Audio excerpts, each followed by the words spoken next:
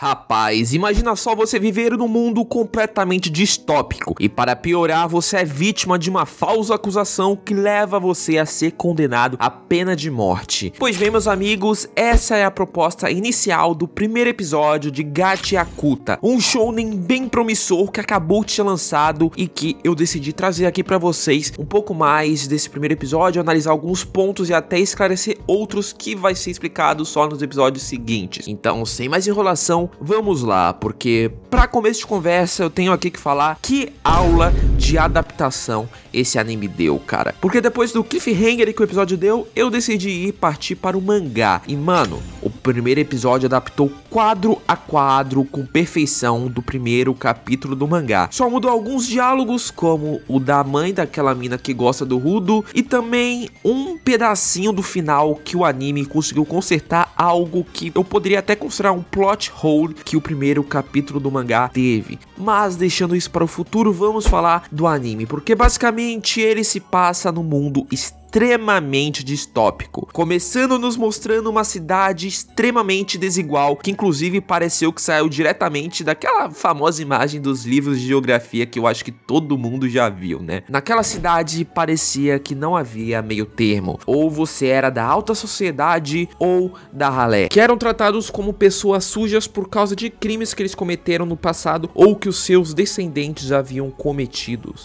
separados apenas por um muro. E o que eu posso dizer sobre esse mundo é que o anime tem uma mensagem bastante anticonsumista até, que fica bem claro conforme você vai rolando um pouco as páginas do mangá, com críticas óbvias às pessoas que nem se dão o trabalho de tentar consertar algumas coisas e só jogam fora e nem tentam reciclar, tá ligado? E isso ainda é agravado ainda mais pelo sistema de poder desse próprio mundo, que vai explicar um pouco no próximo episódio sobre como é os monstros desse mundo, mas eu decidi dar aqui de antemão uma prévia do que é, porque nesse mundo as emoções das pessoas, se acumuladas coletivamente, poderiam gerar facilmente uma espécie de energia que por sua vez poderia ocasionar alguns fenômenos naturais.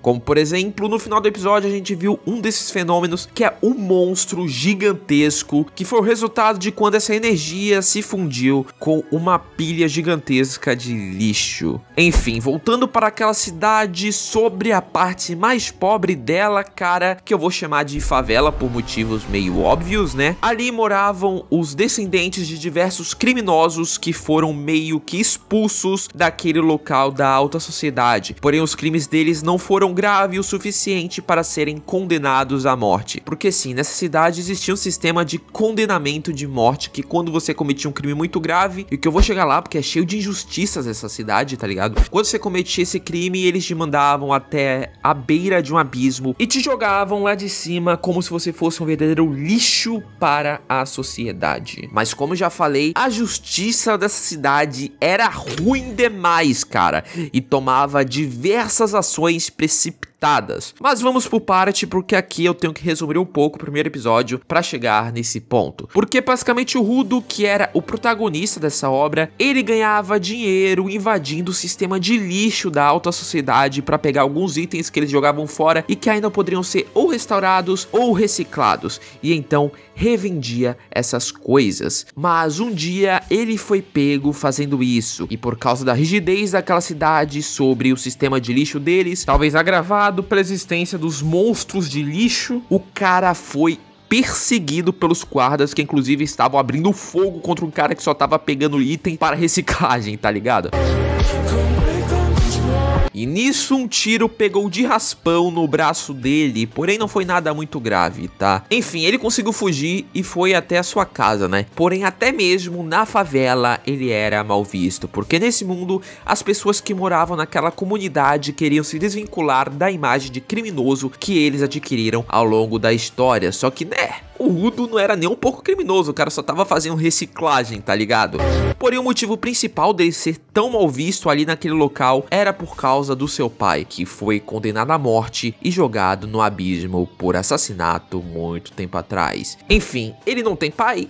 Não. Antes do pai biológico dele ser executado, parece que ele fez alguma espécie de ferida nos braços do Rudo. Então ele meio que ficava com uma dor, não apenas física, que aquilo ainda tinha, porém mental também, do povo tendo um preconceito dele por causa tanto do pai, tanto por causa daquela ferida. Até que um dia chegou esse cara aqui chamado Hector e deu uma luva para ele esconder aqueles negócios e ainda o adotou, virando um verdadeiro pai para ele. A vida do Rudo não era tão ruim nesse nível, tá ligado? Porque além desse pai, ele também estava apaixonado nessa mina aí e tava dando até que tudo certo na vida dele, tá ligado? Ele inclusive deu um coelhinho que ele achou no lixo e consertou para essa garota. E nessa ação ela até deixou escapar um pouco que gostava dele, que gerou um momento bem fofo entre os dois. E então ele foi correndo todo felizinho contar para o pai adotivo dele o que havia acontecido ali,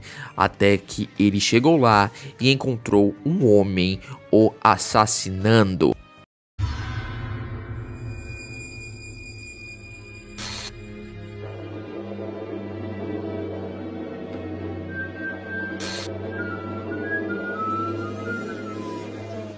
E escapando do local. E aqui é um ponto gigantesco que o anime, na minha visão, corrigiu do mangá. Pois no mangá o Rudo sabe-se lá como sabia que esse cara aqui foi quem matou seu pai. Mas acontece que quando ele chegou na cena do crime no mangá, ele já não estava mais lá, ele só encontrou o pai dele todo caído e ferrado no chão. Mas ele até chegou a esbarrar com esse cara, com o assassino na rua, mas não o suficiente para ele descobrir que ele era o assassino do Hector. Quer dizer, ele até deixou cair um livro que ele roubou do pai do Rudo, mas o mangá não chegou a mostrar o Rudo preocupado quando ele viu aquele livro, então abre um certo plot hole na minha opinião. Enfim, voltando para o que aconteceu após isso, ele vai ver as últimas palavras do Hector, que diz apenas para ele fugir dali e consertar esse mundo de merda que eles estavam vivendo. Porém, não dá nem tempo dele fazer isso porque, obviamente, ele estava de luto e ficou no local e foi flagrado por oficiais da ordem que comandavam aqueles locais e que, sem nem investigar direito, eles só viram ele perto do corpo, já acharam que ele havia matado o Hector. Parte por preconceito contra aqueles povos que eles chamavam de não é primitivos, eu esqueci como eles chamavam o povo, tá aí na tela. Parte por esse preconceito que eles sentiam por essas pessoas, parte também pelo passado do pai biológico do Rudo, que era um assassino, tá ligado? E então ele foi condenado à morte sem mais nem menos, sem ninguém investigar o que realmente havia acontecido no local. E no local da execução, todo mundo ali ficou xingando ele, falando que eles estavam se livrando de lixo da sociedade, né? E essa cena vai diretamente de encontro com a primeira coisa que nos é falada no anime, que foi basicamente um monólogo que dizia que as pessoas facilmente transformam algumas coisas que ainda têm utilidade até em lixo e as tratam como se fossem coisas inúteis. Em alguns casos fazem isso até mesmo com os próprios seres humanos, já que o Rudo estava sendo praticamente descartado como se fosse lixo só por um crime que ele nem mesmo cometeu, tá ligado? E então ele foi jogado dali, mas não antes de falar na cara de todo mundo que iria matar cada um dali. E, inclusive, cara, ainda bem que eu nunca disse que o relacionamento que ele estava nutrindo por aquela menina era fofo, porque ela meio que abandonou ele ali, falando que ela foi besta de ter acreditado que ele seria diferente do próprio pai, que gerou um momento bem fofo entre os dois.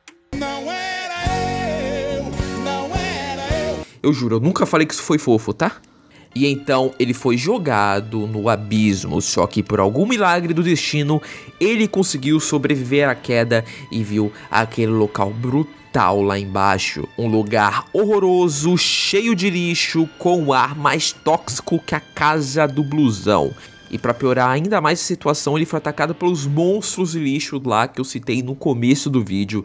E assim terminou o primeiro episódio e, cara, que anime fenomenal. Adaptou todos os quadros do primeiro capítulo do mangá e ainda arrumou um possível plot hole que tinha no capítulo, cara.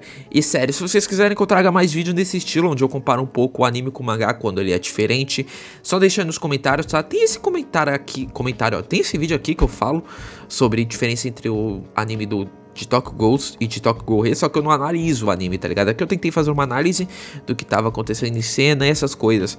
Digam aí a opinião de vocês, se eu falei algo muito errado aqui. E é isso, caras. Eu bato palma pra esse primeiro episódio e recomendo a obra pra vocês. Se gostou do vídeo, deixa o like, se inscreva, porque aqui é o Gariú.